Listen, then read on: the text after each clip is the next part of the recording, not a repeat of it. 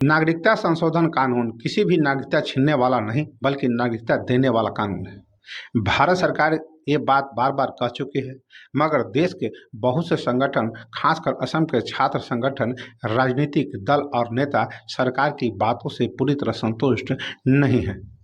वे इनसे जुड़ी भविष्य की आशंकाओं की तरफ इशारा कर रहे हैं।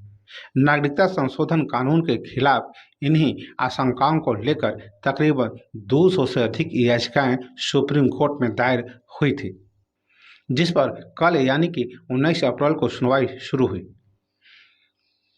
आगे कोर्ट ने क्या कहा हम जानते हैं विस्तार से। तो सबसे पहले नमस्कार, आप देख रहे हैं न्यूज़ और मैं आपके साथ विपिन। 2019 का नागरिकता संशोधन कानून और हाल ही में केंद्र सरकार की ओर से जारी किए गए इससे संबंधित नियम संवैधानिक तौर पर दुरुस्त है या नहीं, इसको लेकर सुप्रीम कोर्ट में कल सुनवाई हुई। कोर्ट ने नागरिकता संशोधन कानून नियमों को लागू करने के खिलाफ अर्जियों पर रोक नहीं लगाई है। सुप्रीम कोर्ट ने सरकार को जवाब दाखिल करने के लिए 8 अप्रैल तक का वक्त दिया है। अब इस मामले में सुनवाई 8 अप्रैल को होगी। देश के मुख्य न्यायाधीश DY Chandrachud, justice JB Pardiwala और जस्टिस मनोज मिश्रा की पीठ 230 से ज़्यादा याचिकाओं पर सुनवाई की। पिछले हफ्ते 11 मार्च सोमवार को नियमों को लेकर आई, जिसका अर्थ था कि 4 वर्ष से लटका हुआ विवादित कानून नागरिकता संशोधन कानून लागू हो चुका है। कल सुनवाई के दौरान SG ने कहा कि 236 याचिकाएं हैं और मुझे जवाब दाखिल करने के लिए समय चाहिए, जिस पर मुख्य न्यायाधीश ने कहा कि हम जवाब देने के लिए सरकार को समय देते हैं और जो आवेदन दाखिल हुए हैं उन पर नोटिस जारी करते हैं। मुख्य न्यायाधीश ने कहा कि जिन याचिकाओं पर नोटिस नहीं हुआ है और आवेदनों पर नोटिस नहीं हुआ है उनको नोटिस जारी करते हैं। मुख्य न्यायाधीश ने कहा कि सरकार को जवाब दाखिल करने देते हैं, फिर नियमों पर रोक लगाने पर सुनवाई करेंगे। वहीं वरिष्ठ वकील विजय हंसारिया ने कहा कि असम और उत्तर पूर्व को धारा 6B से बाहर रखा गया है। अन्य लोग पड़ोसी राज्य से असम आएंगे। इसमें कहा गया कि मेघालय, मिजोरम, त्रिपुरा धारा 6B(4) से पूर्ण है। मुख्य न्यायाधीश ने SG से पूछा कब जवाब दाखिल कर देंगे। SG ने कहा कि 4 सप्ताह में जवाब दाखिल कर देंगे। इस पर वकील कपिल सिब्बल ने कहा कि 4.5 साल में नियम नहीं लागू किए गए, अब किए गए। अगर नागरिकता देनी शुरू हो गई तो ये याचिकाएं बेकार हो जाएगी। सिब्बल ने कहा कि 4 सप्ताह जवाब दाखिल करने के लिए ज़्यादा है और जवाब दाखिल करने तक रोक लगाई जा सकती है। सिब्बल ने कहा कि आखिर 4 साल बाद इतनी क्या जल्दीबाजी थी, जबकि पहले कोर्ट में कहा गया था कि नियम लागू नहीं होंगे।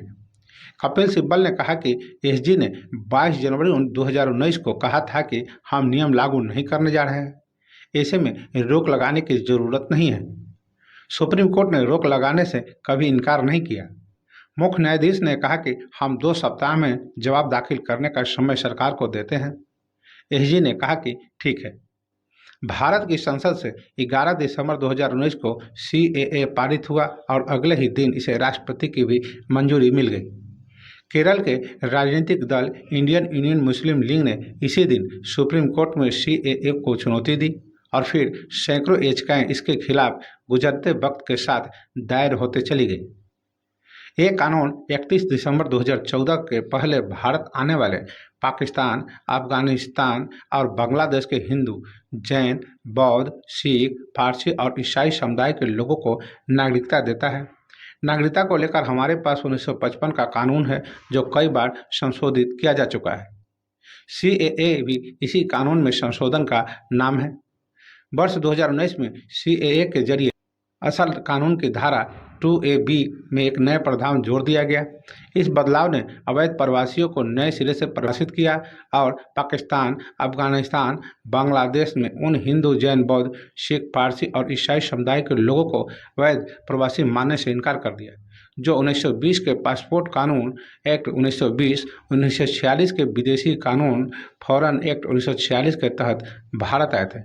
यानी ये सभी लोग अब नागरिकता कानून के तहत भारत के नागरिक हो सकते थे। हाँ, यही ये बात भी दर्ज की जानी चाहिए कि ये कानून देश के और दूसरे इलाकों की तरह असम, मेघालय, मिजोरम और त्रिपुरा जैसे राज्यों के आदिवासी इलाकों में लागू नहीं होती। सीएए में 3 देशों के और धर्म के लोगों को नागरिकता के लिए जो रखना, मगर इन्हीं मुल्कों के अहमदिया, हज़ार और दूसरे प्रताड़ित मुसलमानों का जिक्र न करना बहुतों को नागवार गुजरा और अब मामला कोर्ट में है। सुप्रीम कोर्ट के सामने अर्जी दायर कर सीएए को भारतीय संविधान के अनुच्छेद 14 और 15 का उल्लंघन बताया गया है। कई याचिकाकर्ताओं का दावा है कि सीएए मनमाने तरीके से धर्म के आधार पर खास समुदाय के लोगों को फायदा पहुंचाता है, जबकि औरों को, खासकर मुस्लिम समुदाय को नागरिकता की सहूलियत से महदूद रखता है। कोर्ट के सामने ये सवाल होगा कि सीएए अनुच्छेद 14 और 15 का उल्लंघन है या नहीं। याचिकाकर्ताओं की मांग यह भी है कि कोर्ट मुस्लिम समुदाय के उन लोगों को लेकर सरकार को दिशा निर्देश जारी करे जिनको सीएए कानून के तहत नागरिकता से वंचित रखा गया है। याचिकाकर्ता मुस्लिम समुदाय के इन लोगों के खिलाफ किसी भी तरह की कानूनी कार्रवाई को रोकने की मांग कर रहे हैं। भारत सरकार का इस पर कहना है कि विदेशी लोगों को नागरिकता को लेकर जो पुराना कानून है वह जस का तस है और सीएए उनमें किसी तरह का छेड़छाड़ नहीं करता। असम के कई याचिकाकर्ताओं सीएए को 1985 के असम समझौते के उल्लंघन के तौर पर भी देखते हैं। उनका मानना है कि ये कानून असम के मूल निवासियों की पहचान की दृष्टि से अहम असम समझौते की अनदेखी करता है और बेहद चालाकी से उसे समाप्त करने वाला है। 1985 का असम समझौता 24 मार्च 1971 के बाद भारत आए लोगों को विदेशी मानता है। याचिकाकर्ताओं का दावा है कि ये समझौता धर्म के आधार पर भेदभाव नहीं करता। असम के बहुत से लोग, खासकर ऑल असम स्टूडेंट यूनियन का मानना है कि ये कानून असम में बांग्लादेश के अवैध प्रवासियों की आमद को बेतहाशा बढ़ा देगा। सुप्रीम कोर्ट में नागरिकता संशोधन कानून और उससे जुड़े नियमों पर फिलहाल सुनवाई शुरू हो रही हो, पर सीएए का भविष्य बहुत हद तक नागरिकता कानून के 1985 के एक संशोधन पर सुप्रीम कोर्ट के फैसले पर भी निर्भर करता है। यह संशोधन नागरिकता कानून की धारा 6A कही जाती है। 6A की कानूनी वैधता पर सुप्रीम कोर्ट के 5 जजों की संविधान पीठ सुनवाई पूरी कर चुकी है। पिछले साल 12 दिसंबर को मुख्य न्यायाधीश DY Chandrachud, justice Suryakant, justice MM Sundresh, justice JB Pardiwala और जस्टिस मनोज मिश्रा की बेंच ने इस मामले नागरिकता कानून की धारा 6A की संवैधानिकता पर 4 दिन की सुनवाई के बाद फैसला सुरक्षित रख लिया था। जानते हैं नागरिकता कानून की धारा 6A। साल 1985 15 अगस्त की तारीख केंद्र सरकार और असम आंदोलन से जुड़े नेताओं के बीच एक करार हुआ। समझौते का असल मकसद असम के उन निवासियों की पहचान को बनाए रखना था। इसी समझौते की बातों को अमल में लाने के लिए 1955 में नागरिकता कानून में धारा 6 का प्रावधान जोड़ा गया।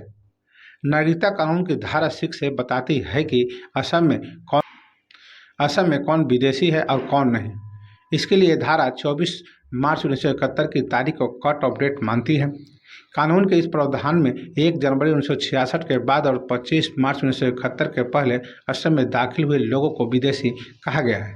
हालांकि ये लोग भारतीय नागरिकता के लिए आवेदन कर सकते थे, जहां उन्हें नागरिकता से जुड़े अधिकार मिलते, मगर शुरुआत के 10 साल वोट के अधिकार से वंचित रखने की बात थी। सुप्रीम कोर्ट ने 24 मार्च 1971 की इस कट ऑफ तारीख को ही चुनौती दी गई है।